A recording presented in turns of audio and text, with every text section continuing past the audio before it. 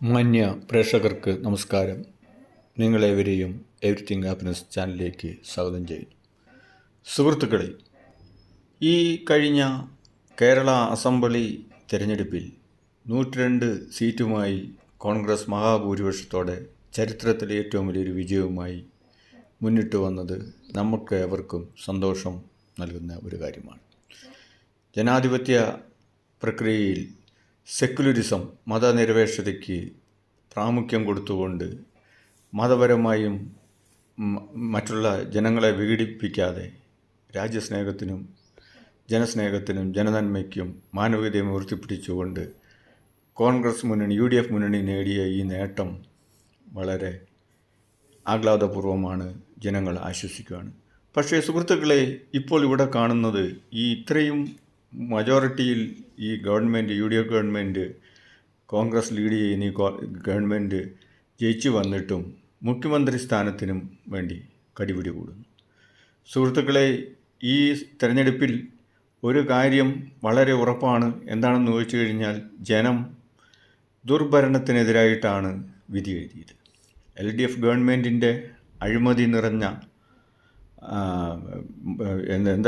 എന്താണ് പറയുക, കമ്മ്യൂണലിസത്തിലെ LDF government ജനങ്ങൾ കമ്മ്യൂണലിസത്തിനെതിരായിട്ട്, മതതീവ്രവാദത്തിനെതിരായിട്ടാണ് വോട്ട് ചെയ്തത്. ഈ ഇന്ത്യ മഹാരാജ്യത്ത് സ്വാതന്ത്ര്യം, സമത്വം, സാഹോദര്യം, ജനാധിപത്യം ഉയർത്തിപ്പിടിക്കണമെന്ന് എന്നുള്ള ഒറ്റ ഇതോടുകൂടി സെക്കുലറിസത്തിനാണ് വോട്ട് ചെയ്തത്. ആ സെക്കുലറിസ്റ്റ് സിദ്ധാന്തം ഉയർത്തിപ്പിടിച്ച് പറഞ്ഞ് കേരളം മുഴുവനും നടന്ന് ഒരു ലീഡായി നടന്നത് എന്തൊക്കെ പറഞ്ഞാലും VD സതീശനാണ്. ഇവിടെ ഇപ്പോൾ നേതാക്കന്മാരെല്ലാവരും കോൺഗ്രസ്സിൽ നല്ലൊരു തന്നെ. VD സതീശനോ രമേശ് ചെന്നിത്തലയോ നമ്മളുടെ KC വേണുഗോപാലോ ആര് തന്നെ മുഖ്യമന്ത്രിയായാലും നമുക്ക് ജനങ്ങൾക്ക് പ്രശ്നമൊന്നുമില്ല. പക്ഷേ ഇവിടെ ശ്രദ്ധിക്കേണ്ട ഒരു കാര്യം എന്താണെന്ന് ചോദിച്ചു കഴിഞ്ഞാൽ, ഇവർ ഇത്രയും ഭൂരിപക്ഷത്തിന് ഇവരെ ജയിപ്പിച്ചു വിട്ടിട്ട് അവർ ഈ മുഖ്യമന്ത്രി സ്ഥാനത്തിന് വേണ്ടി കടിപിടി കൂടി ലോബിയും കളിക്കുന്നത് വളരെയധികം കോൺഗ്രസ് പാർട്ടിക്ക് ക്ഷീണം ചെയ്യും. അത് നല്ലതല്ല. KC വേണുഗോപാൽ MP സ്ഥാനം രാജിവെച്ചുകൊണ്ട് മത്സരിക്കാൻ ശ്രമിച്ചപ്പോൾ ബാക്കിയെല്ലാ MPമാരും, കാരണം ഈ കാറ്റ് UDFന് അനുകൂലമാണ്, മന്ത്രിയാകാം, മുഖ്യമന്ത്രിയാകാം, ഭരണസിരാ കേന്ദ്രങ്ങളിൽ വിഹരിക്കാം എന്നുള്ള സ്വാർത്ഥ താല്പര്യങ്ങൾക്ക് വേണ്ടി എല്ലാവരും തന്നെ രാജിവെച്ച് MLA ആയിട്ട് മത്സരിക്കാൻ വേണ്ടി, അല്ല രാജിവെക്കാതെ തന്നെ മത്സരിക്കാൻ വേണ്ടി ശ്രമിച്ചതാണ്. അപ്പോൾ അതിനൊരു തട ഇട്ടുകൊണ്ടാണ് KC വേണുഗോപാലൊക്കെ രാജിവെക്കാതിരുന്നത്. KC വേണുഗോപാൽ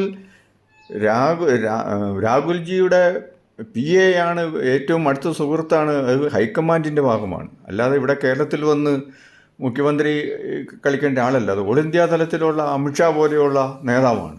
അത് ഏറ്റവും അടുത്ത ഹൈക്കമാൻഡിലെ ആളാണ്.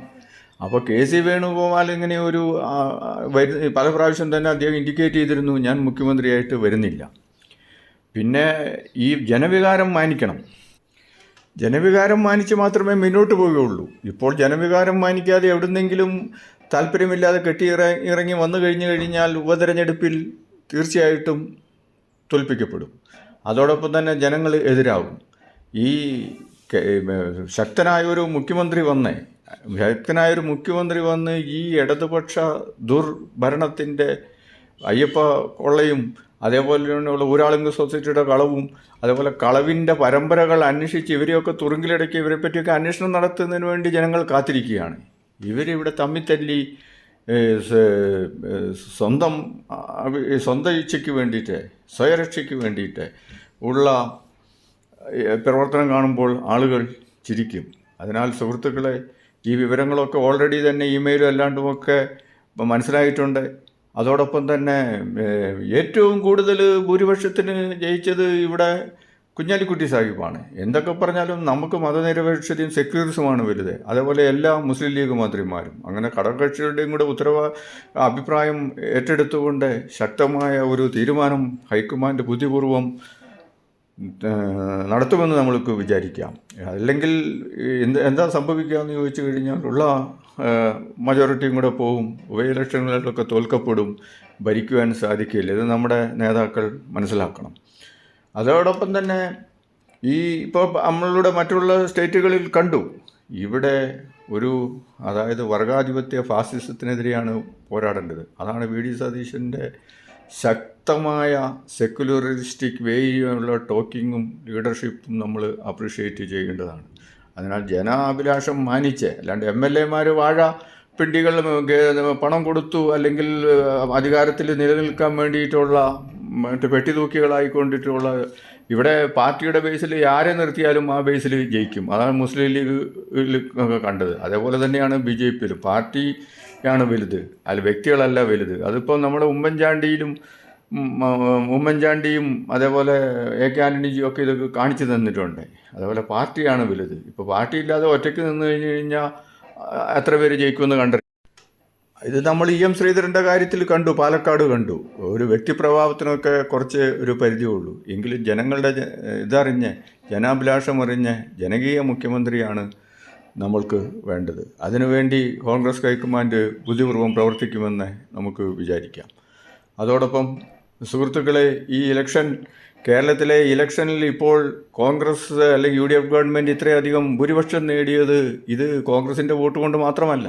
ഇത് പിണറായി ഗവൺമെൻറ്റിനോടുള്ള ജനങ്ങളുടെ വിപ്രതിപത്തിയാണ്. എല്ലാ കൂട്ടരും ന്യൂനപക്ഷവും ഭൂരിപക്ഷവും ഒക്കെ വോട്ട് ചെയ്തു. അത് ജനങ്ങളുടെ നന്മയ്ക്ക് വേണ്ടിയിട്ടാണ്. ഈ രാജ്യത്തെ, നമ്മുടെ സംസ്ഥാനത്തെ ഡ്രഗ് മഫിയയിലും ഗുണ്ടായുസത്തിലും അധപതനത്തിലും മുക്കാതെ ഭാവി തലമുറയുടെ രക്ഷയ്ക്ക് വേണ്ടിയിട്ടാണ് വോട്ട് ചെയ്തിട്ടുള്ളത്. അപ്പോൾ ഇവിടെ തമ്മിത്തല്ലി അധികാര തർക്കങ്ങളുണ്ടാക്കി ഭരണവും മാനവും നശിപ്പിക്കാതെ എത്രയും പെട്ടെന്ന് സൽഭരണം കൊടുത്ത് ജനങ്ങൾക്ക് രക്ഷയാകാനാണ്. ഇവിടെ ഡ്രഗ് മഫിയായും മദ്യമഫിയായും അതോടൊപ്പം തന്നെ ഗുണ്ടായുസവും നീതികേടും നിയമമില്ലായ്മയും അഴിമതിയും നിറഞ്ഞ കള്ളത്തരവും കടവും സത്യം എന്ന് പറയുന്ന ലെവലേശമില്ലാതെ അസത്യത്തിൻ്റെ മാർഗത്തിൽ നീങ്ങിയപ്പോൾ ജനങ്ങൾ പൊറുതി മുട്ടി ഈ ഗവൺമെൻറ്റിനെ ഒഴിവാക്കാൻ വേണ്ടി അതിനുവേണ്ടിയാണ് വോട്ട് ചെയ്തത്. അത് നമ്മൾ മനസ്സിലാക്കണം. സുഹൃത്തുക്കളെ, കണ്ണൂരിൽ എന്തൊക്കെ പറഞ്ഞാലും നമ്മുടെ സീനിയർ നേതാവ് സുധാകരൻ MP പാർട്ടിക്ക് വിധേയനായി അദ്ദേഹം മത്സരത്തിൽ നിന്ന് മാറി നിന്നത് നമ്മൾ കാണേണ്ടതാണ്. അത് ഒരുപാട് പാർട്ടിക്ക് ഗുണം ചെയ്തു. ഈ മികച്ച വിജയത്തിനൊരു കാരണം കൂടിയാണ്. അതുപോലെ തന്നെ ജനങ്ങൾക്ക് വേണ്ടി, പാർട്ടിക്ക് വേണ്ടി ത്യാഗം ചെയ്തുകൊണ്ട് നമ്മുടെ നേതാക്കൾ നല്ല ഒരു സൽഭരണത്തിനു വേണ്ടി കേരളത്തിലെ ജനങ്ങൾക്ക് വേണ്ടി മുന്നോട്ട് വരണം എന്ന് അപേക്ഷിക്കുകയാണ്. നന്ദി, നമസ്കാരം സുഹൃത്തുക്കളെ. ഞാൻ captain grand master Shaji Mathew. Like ചെയ്യുക, ഷെയർ ചെയ്യുക, കമൻറ്റ് ചെയ്യുക. Thank you very much.